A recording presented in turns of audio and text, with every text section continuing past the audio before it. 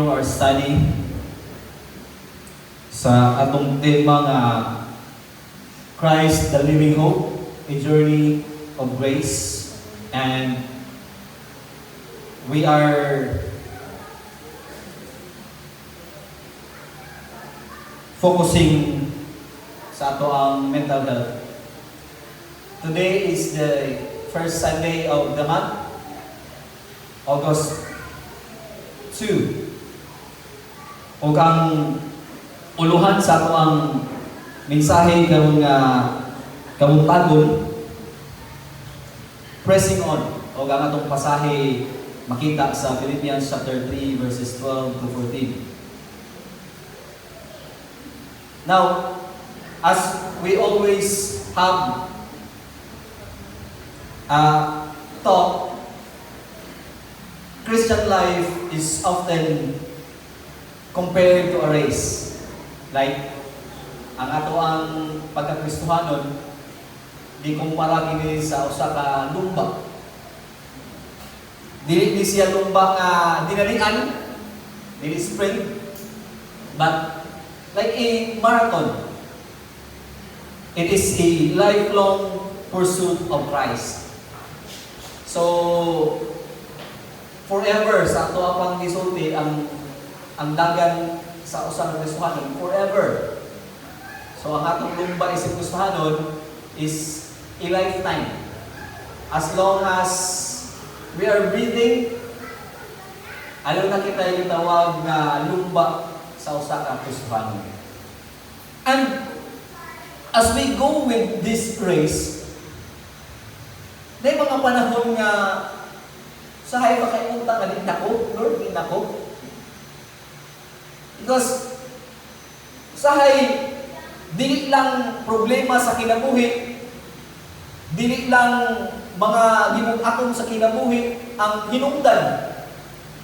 Usahay sad ang hinungdan tungod kay nakita nato atong kagalingon nga, Lord, nganong ingani ra magpirmi, nganong wala may kabaguhan? Nganong magasalak gyapon ko, makabuhat ng gyapon kung dili mao. And this is what our passage is telling to us this morning. That we need to press on, we need to continue. O ako ning masabtan nganong mupadayon man ta despite dili paka-perfecto, despite dili paka makahimong lang gihapon ta sa mga butang nga dili na mo gusto nga buhaton, mupadayon lang gihapon ta. Ang atong pasahe na ingon, Philippians chapter 3 verses 12 to 14.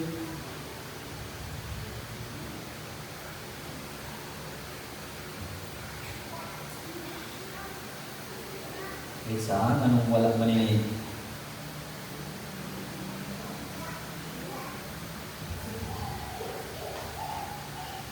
Okay. Philippians chapter 3 verses 12 to 14. Not that I have already obtained this or am already perfect, but I press on to make it my own because Christ Jesus has made me His own. Brothers, I don't consider that I have made it my own, but one thing I do, forgetting what lies behind and straining forward to what lies ahead. I press on toward the goal for the prize of the upward call of God in Christ Jesus. Ang Ginoo nagpanalangin ng daan sa iyang pulong. Again, we have this so-called Christian race. Doon na tayo lumba nga giapilan. O mo kini ang tawag kanato. We have this upward call. We need to run the race. Bisan unsa nga nahitabo, bisan pa sa problema, bisan pa sa kanang ang atong pursuit ba nga mahimok ng perfecto, wala lang gihapon. First, we need to consider this, that there is a reality of incomplete growth.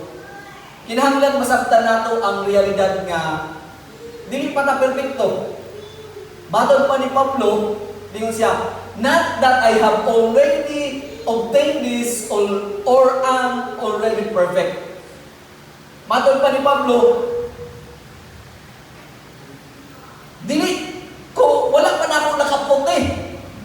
Wala pa ko na yung perfecto.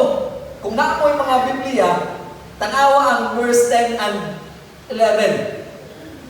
Mao na yung hisgutan ni Pablo. Kanang paingon niya nga, wala ko nag-ingon nga na perfecto na ko, wala ko nag-ingon nga nakapot na rin ako.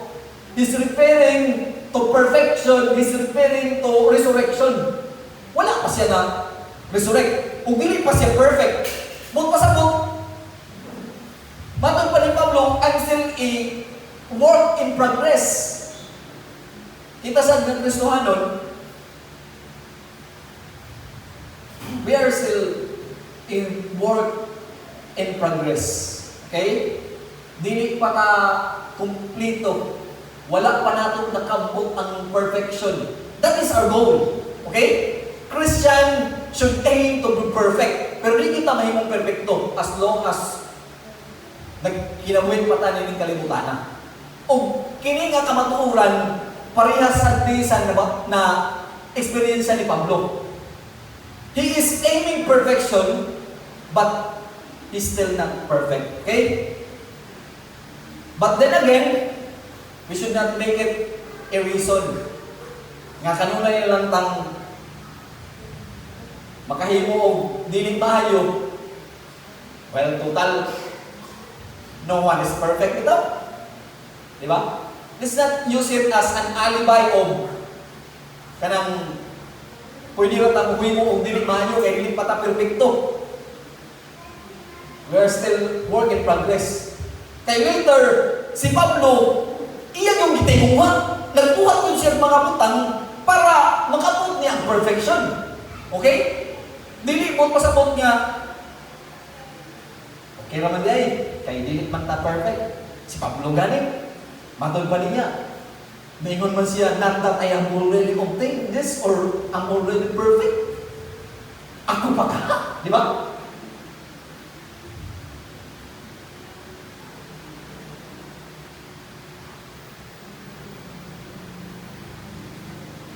So, nagsugod si Pablo sa usa ka confession nga dili siya usa ka perfecto. Then,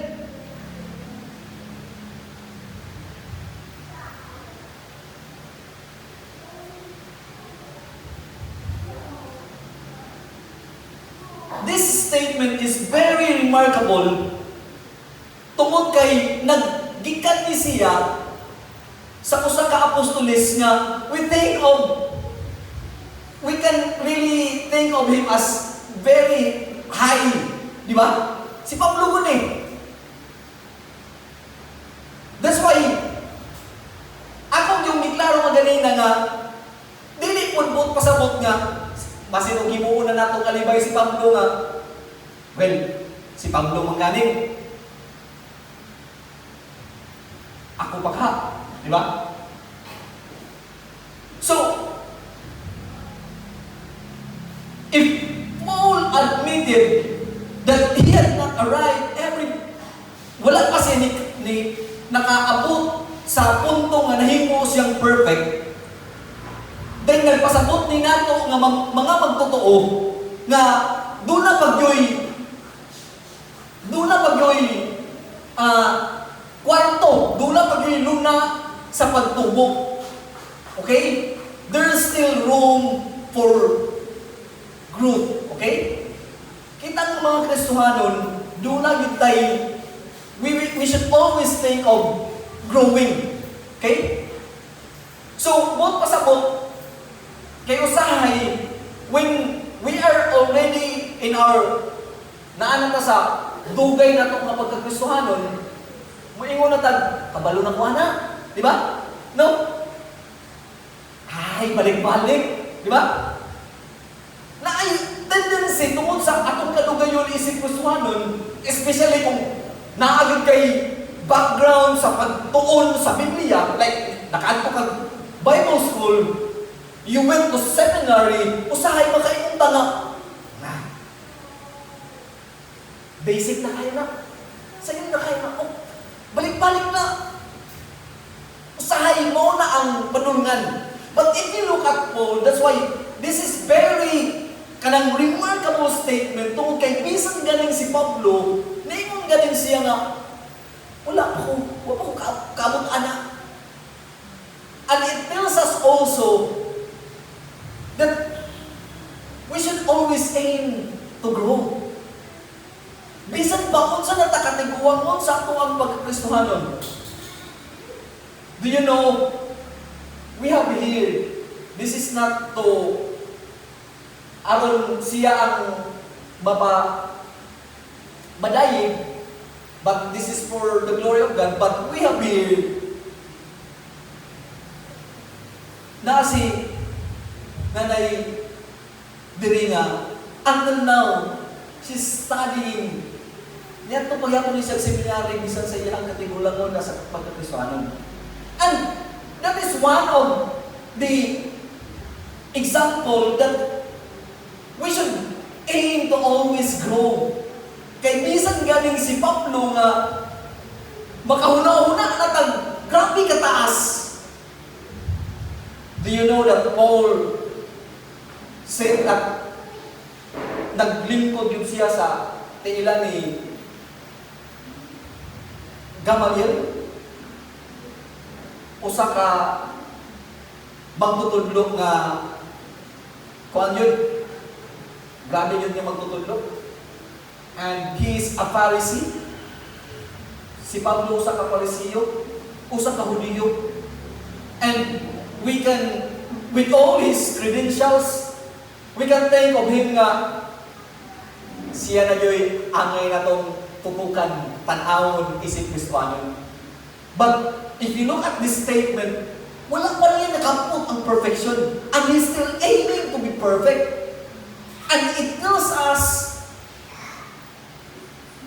to also aim perfection.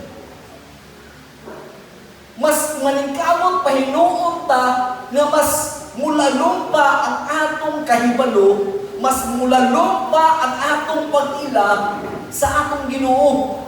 Di ta muundang.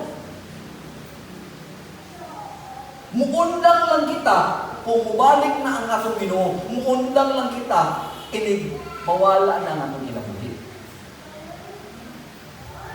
Okay? So,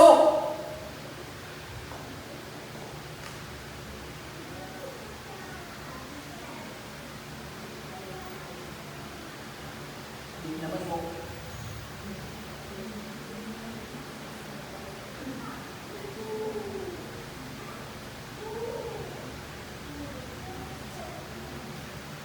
So, the first mark of spiritual maturity is recognizing that until Christ returns, okay, every believer remains a work in progress.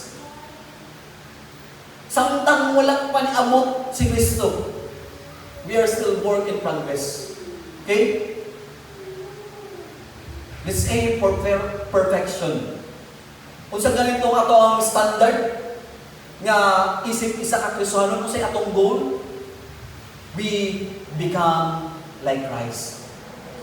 Mahisama kita kang Kristo. Samtang magkinabuhi ta, malingkamon ta nga mahisama kita kang Kristo. O dili ta mundang hangtod siya mubalik. O kahangtod wapo ng atong kinabuhi niini kalibutan. Okay? Bisan pag maabot na tag 20 anyo sa atong pagkakristohanon. Bisan pag maabot na ta sa atong 50 anyo sa atong pagkakristohanon. Nakoy nailahan usa ka I think 80 years old na siya. Niapil lang yan siya discipleship class. Bisan sa iyang katigulangon isip Kristohanon. Yan usahay ang pagtulugod kay mo ingon na gud nga Pastor, bear with me ha. Kay nagunahon naman siya nga mas upos yung siya atong tawhana, pero katong tawhana nahimo lang estudyante.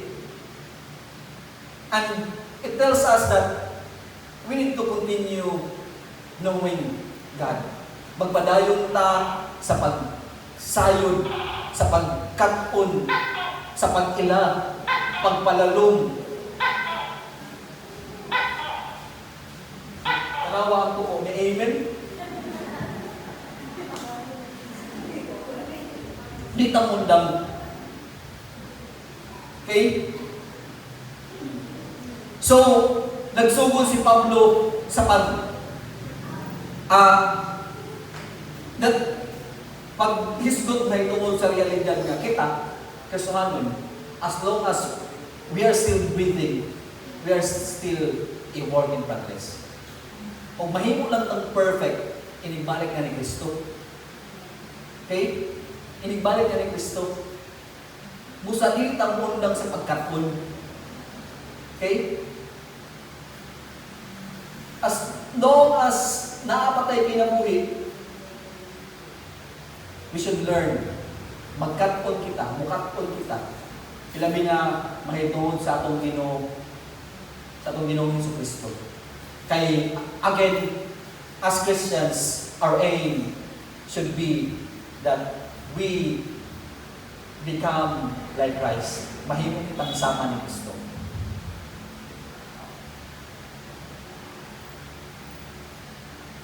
So here's now the pursuit of Christ-likeness. Matod pa ni Pablo, wala pa na ako nakabot.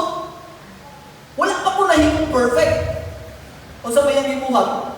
But I press on to make it my own. Nagpatayon siya. Okay?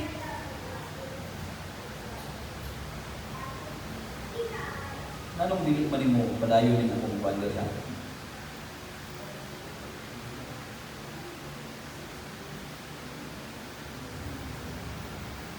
So, yes, wala pa nakapot ni Pablo, but nagpadayon siya. Ang pag-hisgot ni Pablo ay press on, kanang praise niya, pag-ingon ni Pablo, press on, kini nga praise was commonly used for a runner pursuing finish line. Okay? Or usa ka hunter chasing his target. Kanang pag-ingon niya, press on niya, dagdagan lang nigyapon na siya, hangtod maabot siya sa dag-anan. Okay? But pasabot, it describes energetic, it describes intentional pursuit rather than casual interest.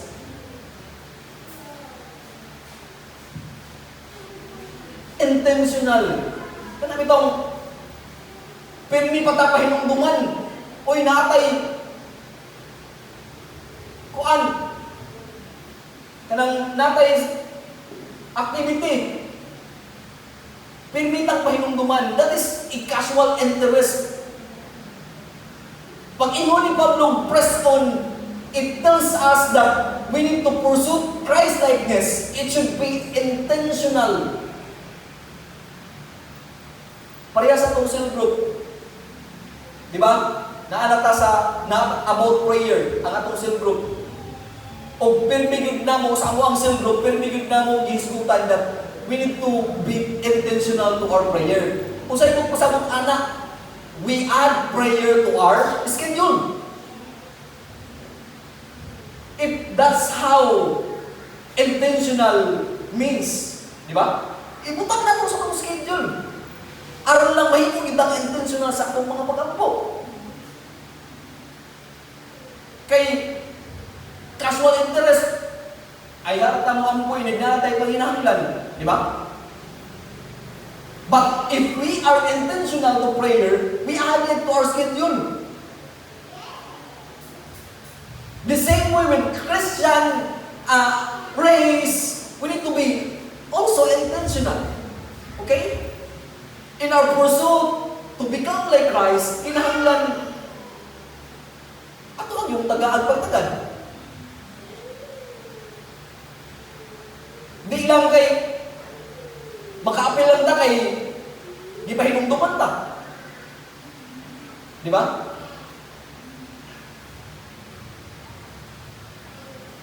O kaya, makaampo lang ta kay na prayer meeting.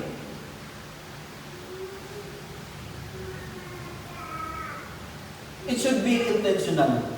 Kinahanglan nga ato ang yung tagaang dako nga pagtagal.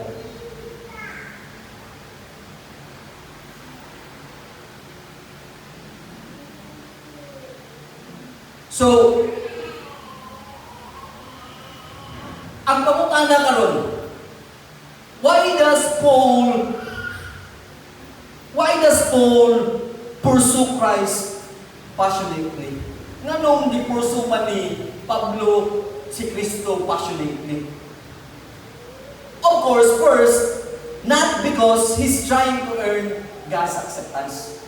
Okay? Dili tungod aron tagaan siya pagpuro sa Ginoo. He pursues Christ because Christ has already taken hold of him. If you look at that verse, because Christ has made me His own. That is the monastic order. Okay? Christ's grace comes first. Nganong ipurso man niya si Kristo? Nganong gusto man siya mahimong sama ni Kristo? Dili aron makuha niya ang approval ni Kristo? Dili aron makuha niya ang pabor ni Kristo?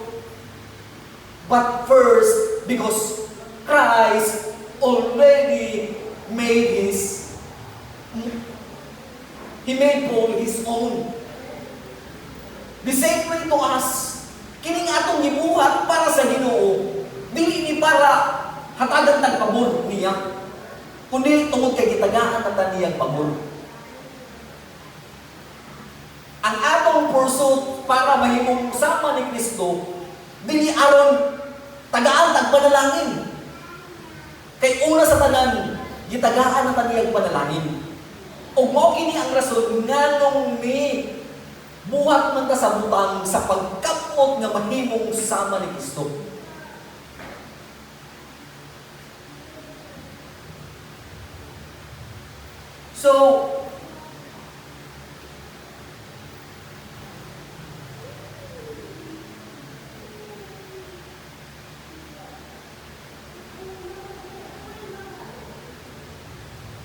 So we pursue holiness not to earn Christ's love, but because His saving grace has already secured us. Okay? Nganong we press on man, nganong kinahanglan man nga ato agyong akuhon ba? As if that is ours. Nganong mo padayon man ta? Because Christ's love or His saving grace has already secured us. Ang mga butang atong gihimo karon, mo ni siya ang response sa kaayo sa Ginoo. Dili ni siya aron makit-an pa nato ang kaayo sa Ginoo. Aron panalanginan pata, kundi tungod kay panalanginan na kita. Okay? That's why let's aim to be Christ-like. Tinguha mo nato nga mahimo kitang sama ni Kristo. Tinguha mo nato nga day by day matag adlaw we take a step closer to Christ. Matag adlaw himuon nato kining ang lakang nga mahimo kitang sama ni Kristo. Okay?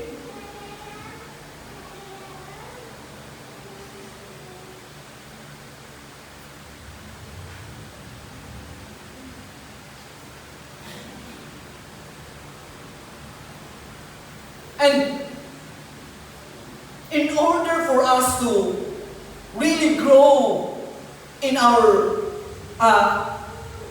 relationship with Christ, to really grow in our knowledge in Christ, this is what we should do.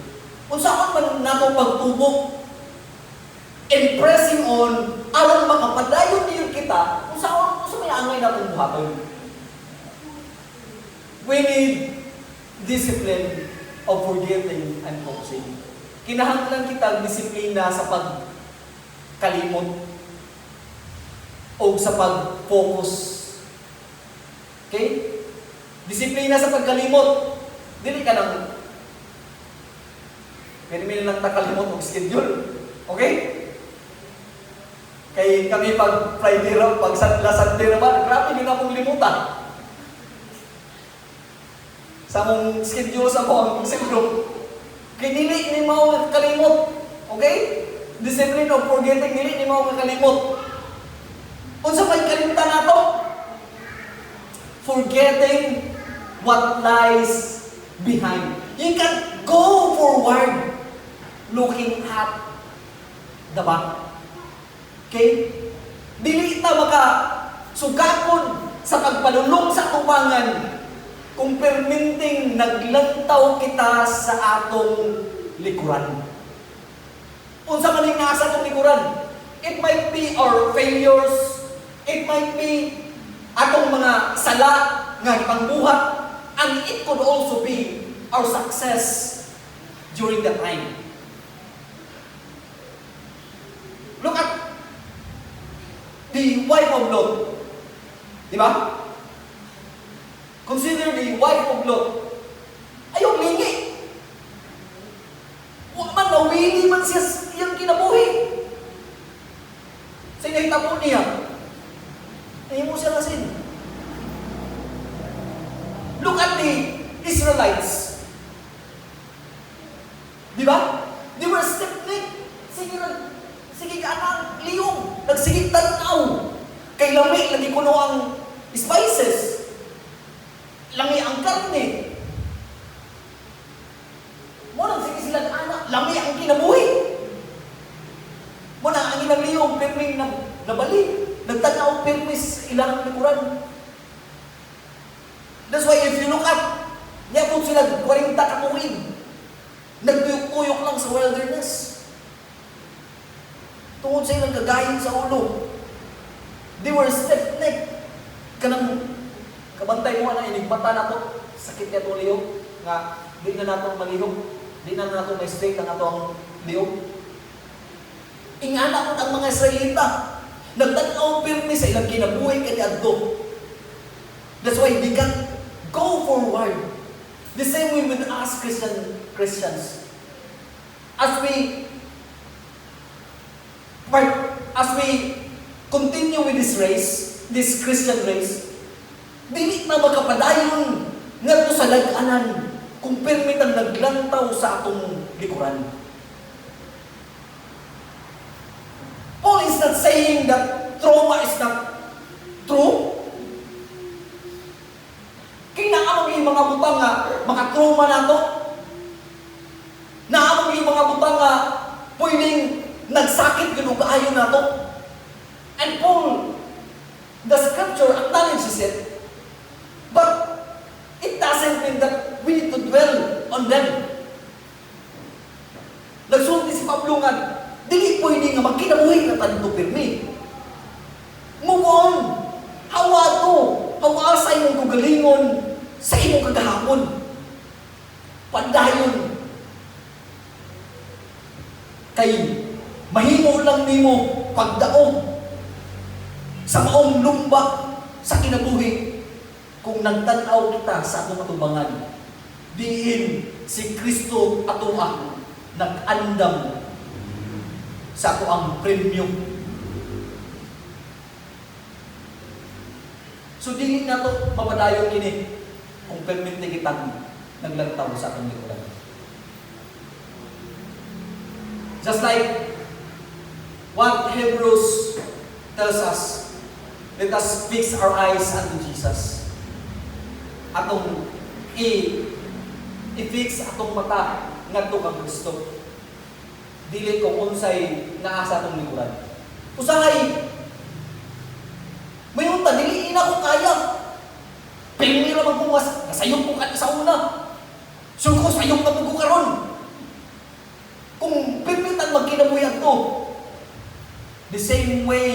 unsay nahitabo kaniadto, mao lang gihapon mahitabo karon. Magkinabuhi kita. That's why if you look at pag ingon ni Pablo, I press on, that is the present. Looking forward to the future. Kay dili nato makabot ang ugma kung pirmi kitang nagkinabuhi sa atong kagahapon. That's why, let us press on. Let us forget what lies behind. Kalimtan na nato. Ano yung mga butang na atong kalimtan? Parehas na siya sa pagpasaylo ba? Sa usa ka sala sa, it could be our friend, it could be our family, naisayok niya. Dili nato na siya mapasaylo kung permitang magbalik-balik sa iyang sala kagahapon. Di ba? That's why, doon na lang gihapoy barrier sa relasyon kay wala man napasaylo ang sala tungod kay permitang magbalik-balik sa kagahapon.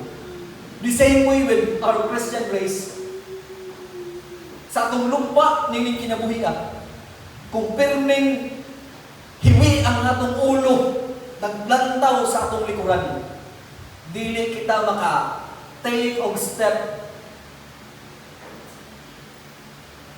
sa pagkampot sa ato ang gitinguha nga mahimong sama ni Kristo. So, we need the discipline of forgetting. Atong kalimtan. I know, dili man daling. You lost someone, daghan kay mga failures kagahapon. Dili ko nato like ang kanipaingon ni Pablo, forgetting what lies behind. He's not also only looking to the negative things nga nahitabo nato kagahapon. Bisan ang mga positibo nga nahitabo nato kagahapon, we need to leave it there. Kaya nga naman, for example, sa ato ang mga nakapot sa kinabuhi, like house, nakapatukot ang balay. Kung pirmi focus ang ato ang kinabuhi sa mga butang nga atong nakapot or sa atong kaputunon pa, dili na lang kapadayon. Kaya nga naman, kung naala tayo balay, dili na mausahin. Kung naara natin ni nakafocus ang ato ang atensyon, kung kana lang ang ato ang gitinguhang kanunay, mo naman tag, di sa ko kasimba, ining Domingo kay way mo bantay sa balay. Di ba? O ang mga sala. Pero medyo din na itong malunggan nga. Di isa po musimba kay masangit na akong sungay. Di ba? Kung kana ang mubabag sa itong pag-mature nga mahisama kita kang Kristo, kung ako nang ibilin, let us forget those things. If you look at Paul, uho kayo si Pablo, kaya ano man, kung magpabilin siya sa iyang kagahapon, uho kayo ang iyang ginabuhi. Kaya ano man, ipapatay mo niya ang mga Kristohanon kaniadto. Kung magpabilin si Pablo ato, walang mga simbahan na matukod. But according to Paul, he pressed on. He forget what lies behind. Aron makapadayon kita sa atong lumba ni kinabuhi, atong kalimutan ang mga butang kaniadto. Okay?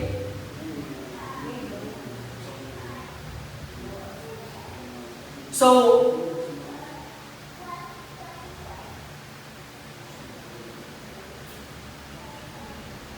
believers grow spiritually when they stop living in yesterday and intentionally pursue Christ today. Okay? Mahimo lang nga mutubo ta spiritually kung muundang ta sa pagkinabuhi sa atong kagahapon. And let us not now start intentionally pursue Christ. Okay? Mahimo lang ang tubo ta sa atong Kristohanon nga pagkinabuhi. Kung kalimutan nato ang kagahapon. Kung magpadayon kita sa atong kinabuhi karon sa pagtimuha na mahimo kitang sama ni Kristo.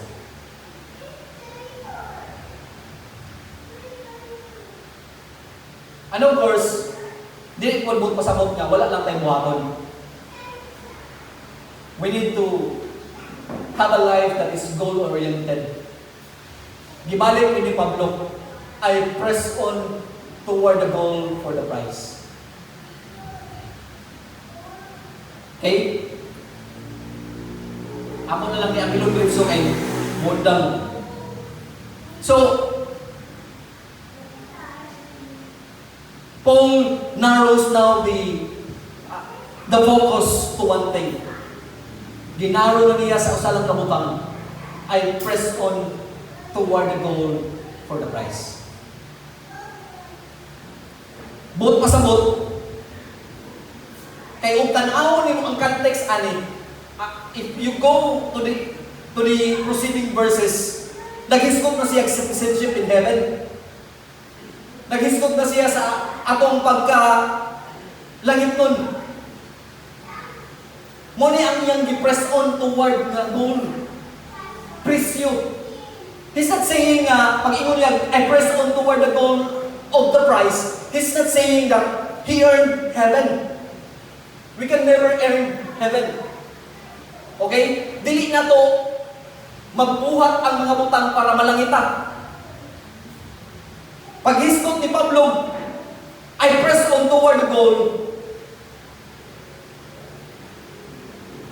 Is basically saying he has now, the prize there is the joy of being with Christ. Okay? The joy of being with Christ. The prize there. Ang kalipay nga makikuban kita ng Kristo. So,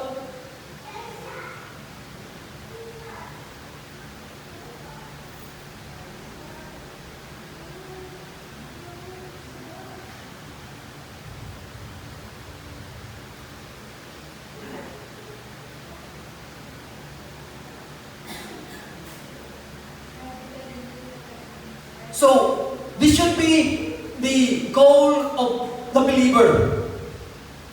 That we need to press on sa ato ang tinguha. By the way, kung say Bisaya o goal, sakto ba ang term na tinguha? Bisaya mga nailalong na Bisaya niya. I think aim ng tinguha, no?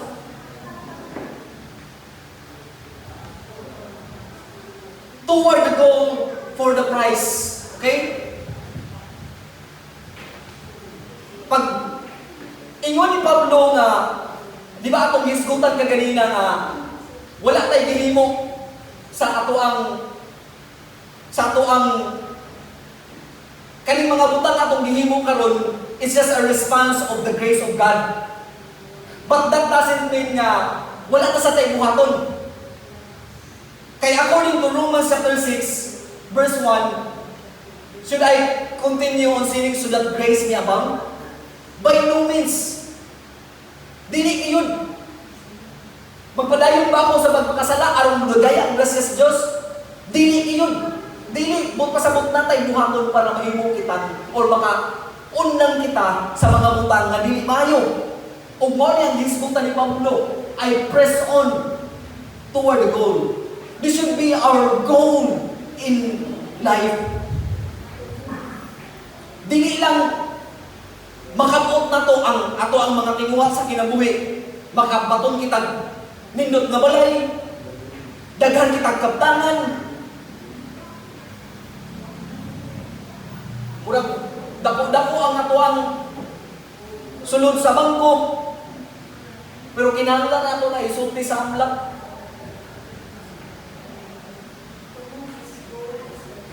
Tumong.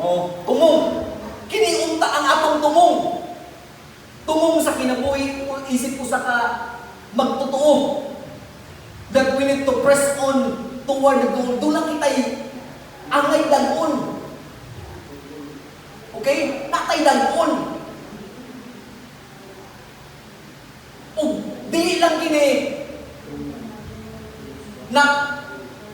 nabiling diri nga sa kalibutan. Like sama sa akong giingon nga balay, kaptangan, bahandi. While these are valuable, importante man yung mga butana, but we should not only live for them. Dili lang ta magkinabuhi niining mga butana. Kaya nga naman, doon na kita gitawag eternidad. Ang atong citizenship, wala nining kalibutan.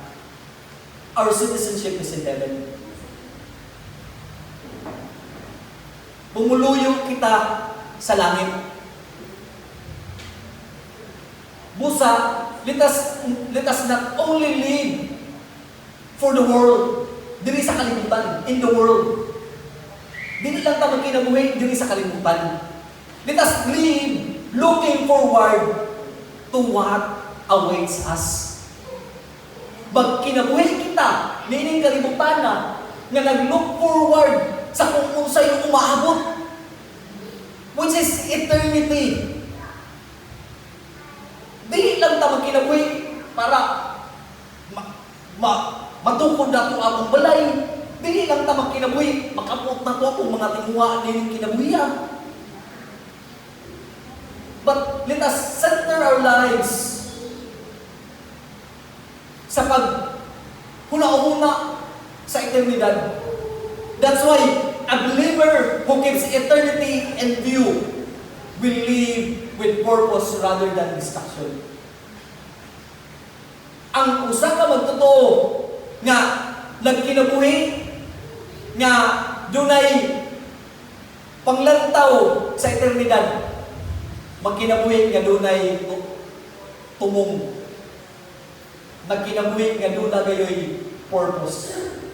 Og diri matubag ang pangutana ni Rick Warren, what on earth am I here for? We keep eternity in view as we live. Okay?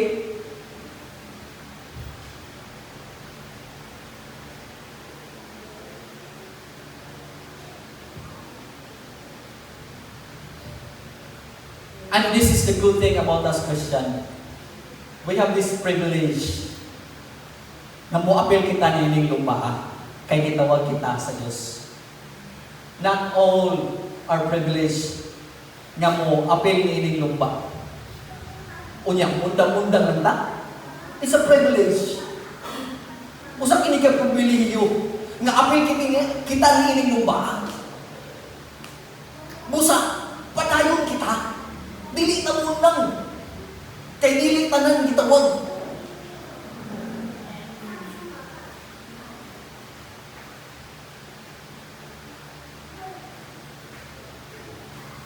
Sa Olympics, sa current niya current niya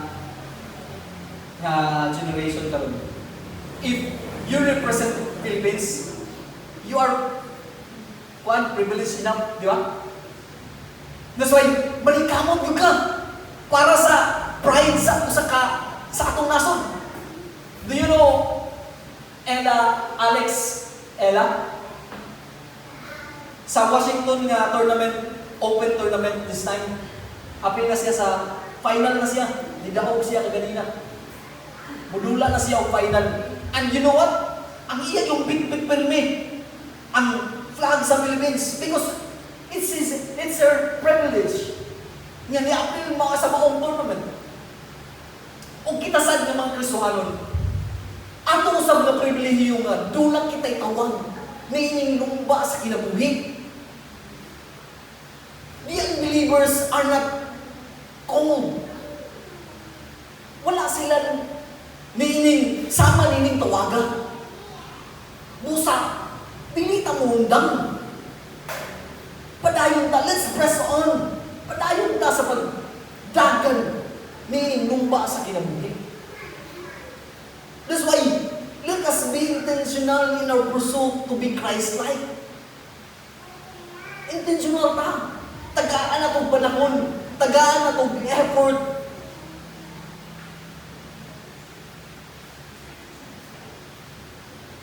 Haguan na ito.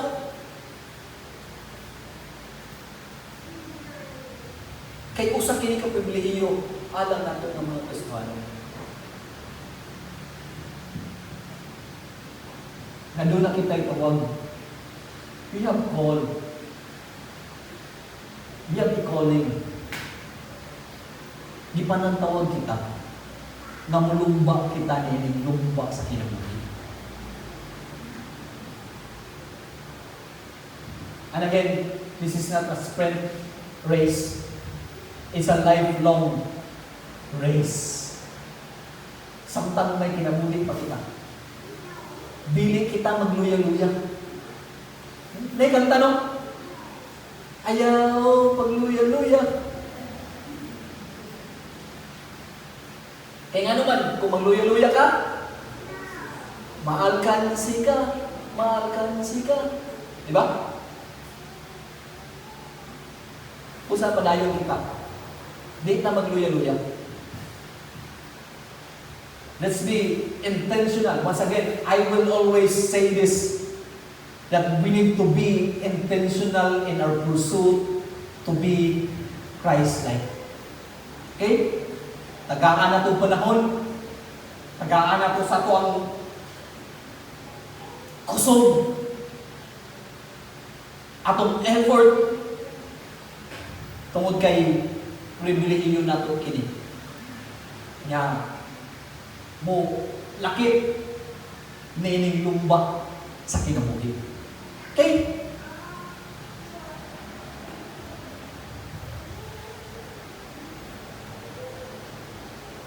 So those who live for God's upward call will find lasting purpose because Christ Himself is their ultimate reward. When I say reward, it is not something we earn because of merit. When I say ultimate reward si Kristo, it is the joy of living with Him. Okay? Kalipay nga magkinabuhi kita uban niya, and that will happen when He returns. Okay? May tabok ka na sa iyahang pagbalik. Akong balikon, tungod kay ang reward nga pulong, you need to do something to earn it. But when I say find lasting purpose because Christ Himself is their ultimate reward, it is not something we earn. Wala tayo gimuhat ana. But ang pasabot ana, it is the joy of living with Christ. Okay? Ang kalipay nga magkinabuhi kita uban ni Kristo o mahitabo ka na sa iyahang pagbalik. So, we have privilege. That's why, let's press on. Dili tamundang. Despite sa mga paghitabo sa kinabuhi, doon na may problema, doon na may gibukaton, o kaha, niamot man ang punto nga nasayop kita, kaya usahay, basta magsige na tagkasayop, usahay, maguna-una na ta, nga guilty na ta, di na ko musimba. Di ba? Tanawa, once you started kanang missing Sunday service, naganahan na po ka sa sunod. Kaya nga naman, naguna-una na ta nga, di na ko padayon. Nasugdan naman, padayunan na lang, di ba? Wala naman ko nakasimba, padayunan na lang ba? Let's not live sa ato ang kagahapon, padayon ta. Okay? Padayon ta. So, tungod kay doon na kita privilege nga mo lumba nining dagan. So, to end our service, no matter how heavy burdens of life become, or how weary your mind and heart may feel. Because Christ, you can keep pressing on. Because Christ has already secured you by His grace. Padayon ta, kay di pa kamat nga natin ni Kristo. We are already secured by His grace. And is continually transforming us. We are a work in progress of God. According to Philippians chapter 1 verse 6, He who began a good work in you will carry it on to completion. Ang Diyos nga nagsugod o pamuhat o maayo diri nato, iya kini humanon hangtod sa katapusan. He is continually transforming us. And not just nagpadayon siya sa pag-transform nato, but He is faithful to bring us to the eternal hope that awaits us. He is faithful. Okay?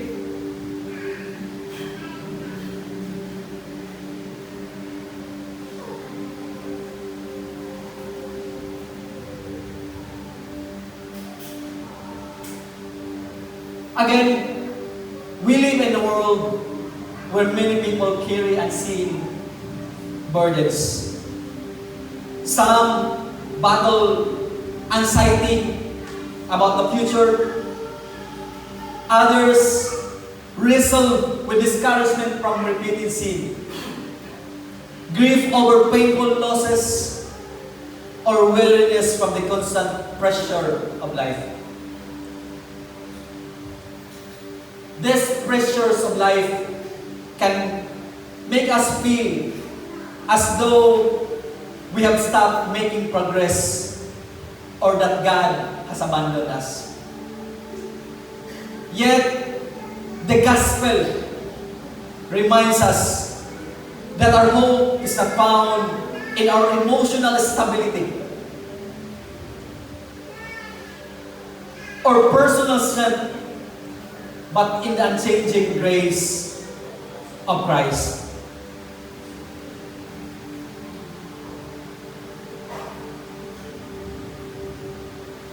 So, let us press on toward the goal. Padayon kita sa atong pagkinabuhi ng Kristohanon. Let us choose by God's grace to keep trusting Him, obeying His word, and fixing our eyes on the hope that lies ahead of us. Once again, our hope, our confidence is that we are strong enough to finish this race, but that the Savior who called us will sustain us until the day we stand complete in His presence.